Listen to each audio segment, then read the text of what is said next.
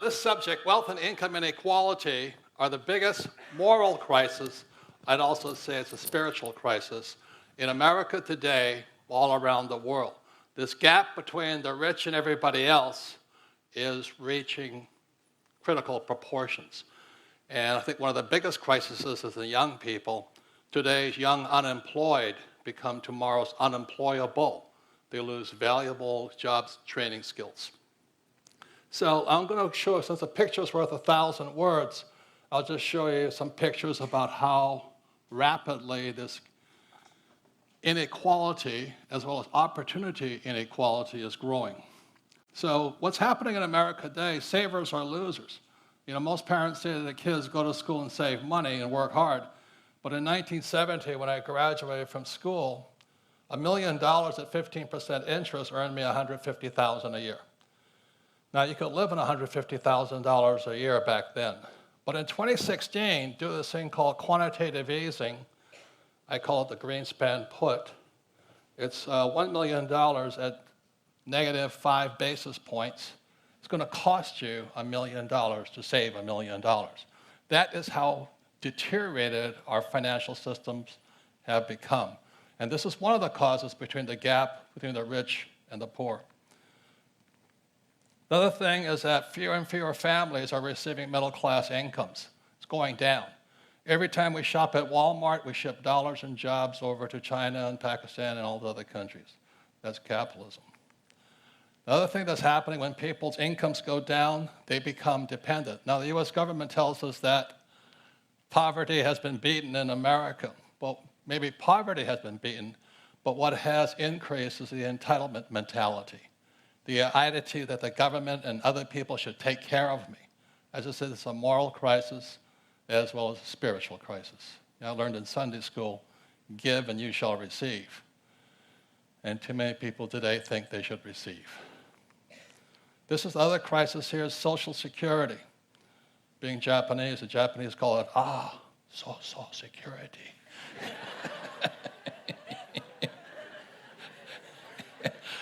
I'm a racist, I know.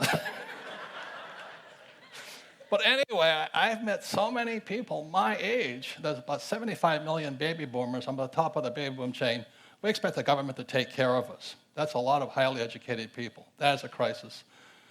So in 2002, I published this book, Rich Dad's Prophecy.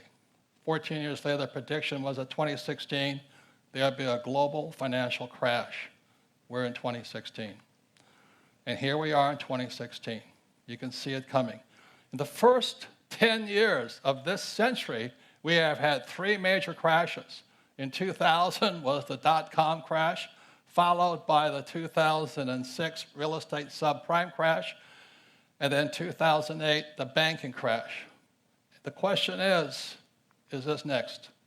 This is the giant crash of 1929. And every time I listen to those guys on CNBC, I call it bubble vision, they keep talking about the giant crash of 1929. I tell you what, it doesn't even compare to this one coming, you know? So that's why I write and I speak, and I'm very concerned about our futures, our well-being, and the state of the economy. So I'm going to be talking today about why the rich are getting richer. Commercial message, my next book coming out. But I'll explain some of the tricks of the trade, why guys like me get richer and everybody else is not. And this is quite interesting. This is one of the reasons the rich are getting richer. These are the Bush tax cuts. The biggest tax cuts goes to the top 0.1%. Thank you, George. I appreciate that. You know, they have no morals, those guys, man, I tell you. But anyway, I'm the author of the book, Rich Dad, Poor Dad. Maybe I should see a show of hands. How many have read Rich Dad, Poor Dad? Oh, good, some of you have. Who has not yet read the book here? Oh, good, there's some customers out there. I'm happy to see that. You know, as I say to the press, I'm a best-selling author. I'm not a best-writing author. But anyway, so for those that have read the book, Rich Dad, Poor Dad, is the true story of my 2 dads. And the story begins when I was 9 years old, growing up in a little town, a little sugar plantation town called Hilo, Hawaii. And I raised my hand in the 4th grade, and I went to a very rich basically all-white school. And I said, Mrs. Gerald, when will I learn about money? And she says, money? Don't you know the love of money is the root of all evil? I said, not to me, but I tell you. And she says, you're here to get a job. I said, no, I don't want a job. I just want to get rich. So she says, go ask your dad. So that's where Rich Dad, Poor Dad started. And my poor dad was the head of education for Hawaii, very smart man, PhD, went to Stanford, University of Chicago, Northwestern. And I went home and I asked Dad, I said, hey, Dad, when are we going to learn about money? And he says, never. I said, why not? He said, the government doesn't allow us to teach you that. I said, that's kind of interesting. So he said, if you want to get rich, go talk to your best friend's father. And he's an entrepreneur, and someday he'll be a very rich man. So that's how the story of Rich Dad, Poor Dad starts. When I was 9 years old, I went to my rich dad's office, being an entrepreneur, and he started teaching his son and me about why the rich get richer. And that's my financial education began. So I wrote this book. It came out in 1997. So far, it's sold about 41 million copies in 50 languages throughout the world. So I'll give a little bit of my background, I think. I don't do it for the applause. It's send the cash. But anyway. Anyway, this is Hilo, Hawaii to New York City. I didn't do well in school. I was a straight C- student, but I did. And having the old man as the head of education wasn't easy, you know. So anyway, I got 2 congressional nominations, one to U.S. Naval Academy, Annapolis, Maryland, one to U.S. Merchant Marine Academy at Kings Point, New York.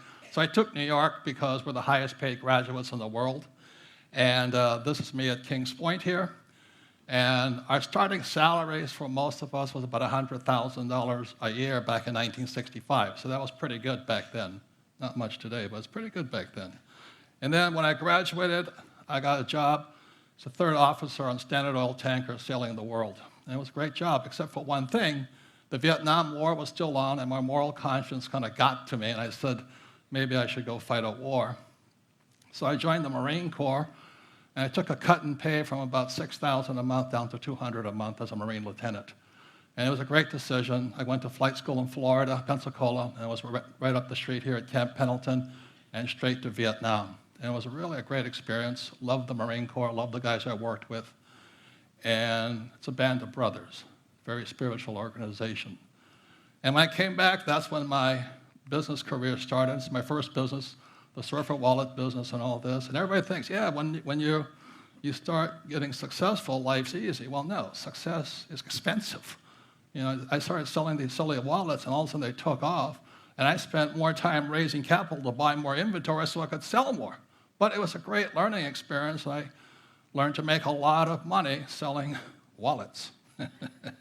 But anyway, my life changed when I met this man here, Dr. R. Buckminster Fuller. This here is what Fuller is noted for. He's considered a futurist and a friendly genius. This is a geodesic dome, which was at the Montreal World's Fair in 1967. So in 1967, I hitchhiked from New York City all the way to Montreal to go see the dome, and it was a mind-blowing experience. I never thought I'd ever meet the great genius. You know, John Denver calls him the planet's friendly genius. So anyway, but in 1981, I had a chance to study with him up in Kirkwood, California, near Lake Tahoe for 5 days. And I made the mistake of sitting down well, he sat down next to me, really. And it was called the Future of Business Seminar. And he sits down next to me. He says, Robert, what is your life's purpose? What is your mission in life? I said, oh, to get rich. Wrong answer. He chewed me out. He says, it's a waste of a good mind. You know, it says, why don't you do something to change the world? I said, change the world? I just want to get rich, you know. And finally, I got it. As he says, you know, I'm not here to work for me. I'm here to work for everybody else. And it was a pretty cathartic event once I realized how greedy I was.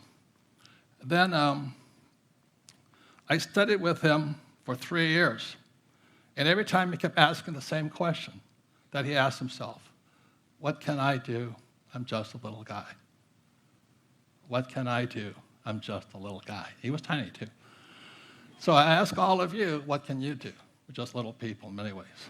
So I studied with him for 3 times, 81, 82, and 83. And then he passed away on July 1st, 1983. And he left this book behind. It's called The Grunch of Giants. It stands for Gross Universal Cash Sites, GRUNCH. It's how the ultra-rich represent